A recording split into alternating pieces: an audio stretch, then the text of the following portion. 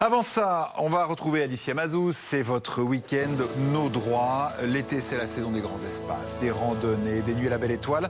Mais planter sa tente où on veut, c'est pas si simple. Le bivouac et le camping sauvage sont strictement encadrés. C'est quoi d'ailleurs la différence entre les deux? Et oui, Bivouac, bonne camping. question. Est-ce que vous connaissez la différence entre le bivouac et le camping sauvage? non. Moi non plus, je la connaissais pas.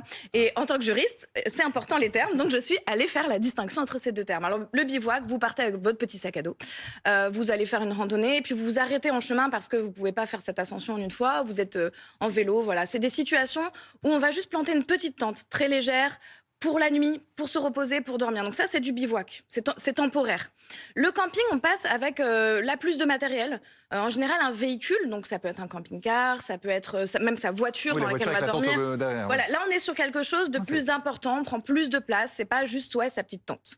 Et donc là, on a une distinction qui est importante parce que la plupart du temps, le bivouac va être toléré, autorisé, alors que le camping sauvage est beaucoup plus encadré. Dans les deux cas, est-ce que je peux m'installer où je veux ? Alors, premier rappel, l'article 544 du Code civil, que tout le monde connaît. Bien sûr, évidemment, j'avais oublié. Tout le monde le connaît. Le propriétaire terrien, on ne peut pas s'imposer à la propriété d'autrui. Donc, on va, première étape, demander l'accord d'une personne si c'est un terrain privé. Si on n'est pas sur un terrain privé, là, on est en train de faire de la randonnée dans un lieu naturel, sauvage, peut-être un parc naturel, eh bien là, c'est très important de regarder en amont, si on a le droit de s'installer, si on a le droit de planter sa tente, même pour la nuit. Par exemple, on peut le préciser, c'est important, il y a des lieux qui sont interdits.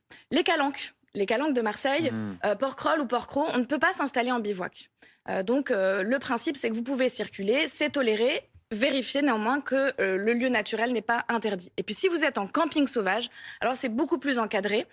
Vous pouvez vous installer avec votre camping-car si c'est autorisé par la mairie. Il y a parfois des espaces dédiés, vous savez, où on peut s'installer, c'est indiqué, il y a des pictogrammes, c'est clair. Mais vous avez beaucoup de mairies qui vont aussi interdire tout camping sur l'intégralité de leur territoire. Donc il faut se renseigner avant d'installer son matériel. Sinon, on risque quoi? Alors là, c'est le feu d'artifice. On prépare le 14 juillet. Le feu d'artifice des codes.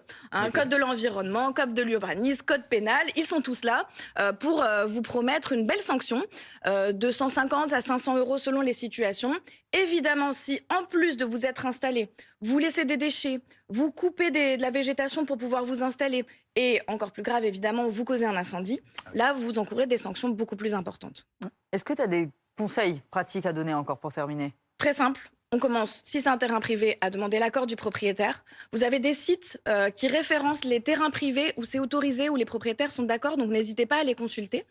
Si vous êtes dans un parc naturel, dans une zone naturelle, consultez aussi le site des parcs naturels. C'est très bien fait, vous avez pour chaque espace donné les heures, les possibilités, les interdits et les autorisations.